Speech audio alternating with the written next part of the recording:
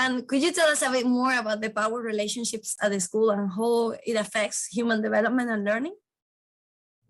Yeah, I think the power relationships for an adult coming in involve a lot of unlearning, in a sense that coming from a state school where I was before, and I actually sort of did my dissertation for my undergraduate about power relationships in the state school that I was at and interviewed children there. And, they pointed out very simple things like, we're not allowed to have soft drinks, yet the teacher sits, at the desk with their Coke and drinks the Coke during lunchtime, and those things are very, very obvious to students and to children and young people when there is sort of an unfair situation happening.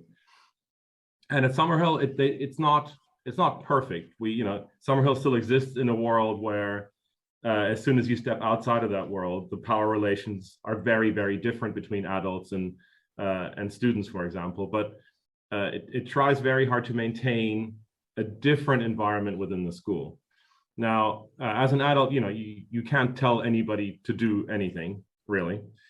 You can tell them, I don't like what you're doing, or please stop doing that, but there is no obligation in a sense that the adult has the power to tell a student to stop doing something or to do something. If ever I would want a student to do something or to stop doing something, I would have to bring them up in the meeting, and it would have to be a decision by the meeting. And that is sometimes, it's difficult because as a teacher or as an adult generally, you see somebody doing something annoying or they're going to break something or whatever it might be.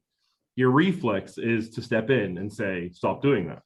But it's almost sort of avoiding that reflex of immediately knowing what the situation should be. And it takes years. I think it took me probably 2-3 years to sort of fully understand that in a way.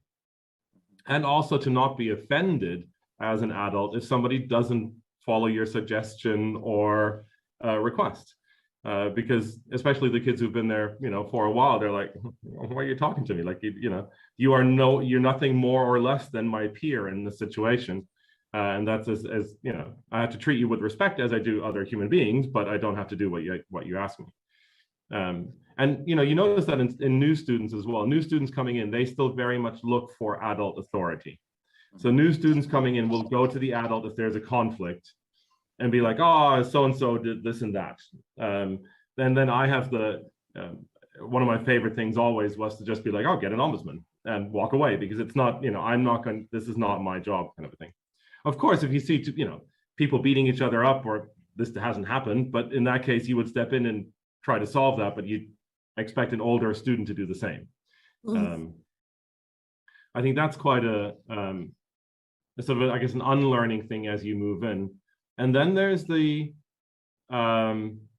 sometimes difficult task of letting yourself go in the community, in the sense that the community has a lot of power over the individual. And for example, myself as a staff member living there, that all the decisions the meeting makes affect me directly, and I have to also follow those decisions. So I can't, as an adult, say I stand above that, or I can still go and do whatever I want.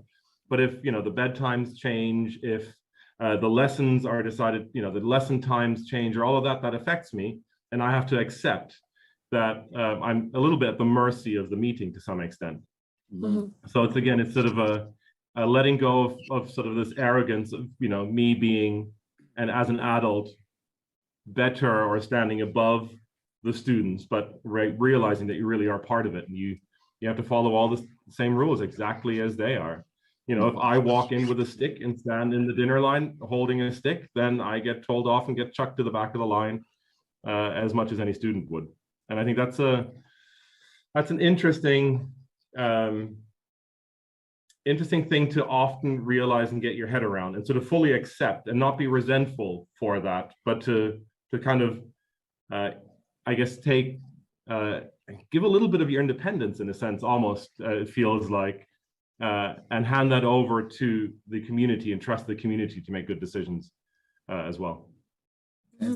And I think then in terms of Yeah, like everybody goes to that meeting, the school meeting. It's compulsory then, or not? It's voluntary.